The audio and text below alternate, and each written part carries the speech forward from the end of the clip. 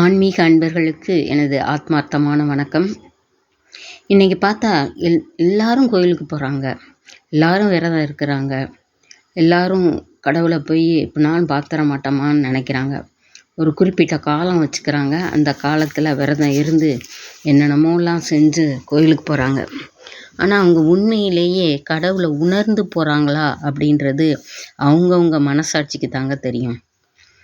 நான் சொன்ன மாதிரி கடவுள் நம்ம உள்ளத்துக்குள்ளேயே இருக்கார், நமக்குள்ளேயே இருக்கார். நம்ம கடவுளுடைய ஒரு துளி அப்படின்றத உணர்ந்து நீங்கள் கோயிலுக்கு போனால் கூட அந்த பலன் கண்டிப்பாக கிடைக்குங்க.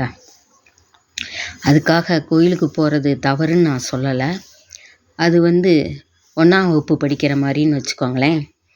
நீங்கள் நல்ல பட்டதாரி ஆகணும்னா கடவுள் உங்களுக்குள்ளே இருக்கார் அப்படின்றத உணர்ந்து நீங்கள் வழிபட்டிங்கன்னா, தியானம் பண்ணிங்கன்னா, அவரை நினச்சிக்கிட்டே ஒரு செயலை செஞ்சிங்கன்னா அது கண்டிப்பாக வெற்றியாக தாங்க இருக்கும். நீங்கள் முயற்சி பண்ணி பாருங்கள். கடவுளை வெளியே தேடாதீங்க, உங்களுக்குள்ளே தேடுங்க. சில பேருக்கு சத்தியம் பண்ணுற பழக்கம் இருக்குங்க. எதுக்கெடுத்தாலும் சத்தியம் பண்ணுவாங்க. அதுவும் கடவுள் மேலே சத்தியம் அப்படின்னும் சொல்லுவாங்க. கடவுளையே உணராத போது கடவுள் மேலே சத்தியம் பண்ணுறதுனால எந்த பிரயோஜனமும் இல்லைங்க.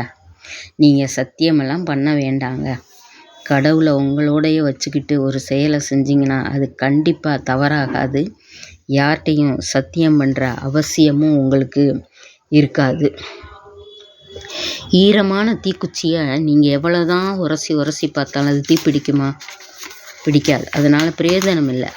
அதை காய வைக்கணும். அதுபோல் தாங்க கடவுளை பற்றி நீங்கள் அறிஞ்சிக்கணும்னா உங்கள் மனதை நீங்கள் பக்குவப்படுத்தணும். அப்படி பக்குவப்படுத்தினா தான் உங்களால் கடவுளை அறிய முடியும். சில பேர் இறைவனுடைய நாமத்தை சொல்லிக்கிட்டே இருப்பாங்க. அதுவும் வெறுமனே ஒரு செயலாக செய்வாங்க. அப்படி இல்லாமல் அவரை உணர்ந்து அந்த நாமத்தை சொன்னாதாங்க அதுக்கு பிரயோஜனம் இருக்குது. அதனால கடவுள் நமக்குள்ளே தான் இருக்கார்.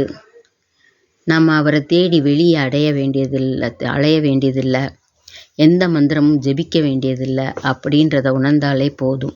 அது எப்படி நம்மளுக்குள்ளே கடவுளை தேடுறது அப்படின்றது உங்களுக்கு சந்தேகமாக இருக்கா? உங்கள் அம்மா அப்பா நினப்பு வந்தால் என்ன செய்வீங்க? அம்மா அப்பா படத்து முன்னாடியா போய் உட்காருவீங்க?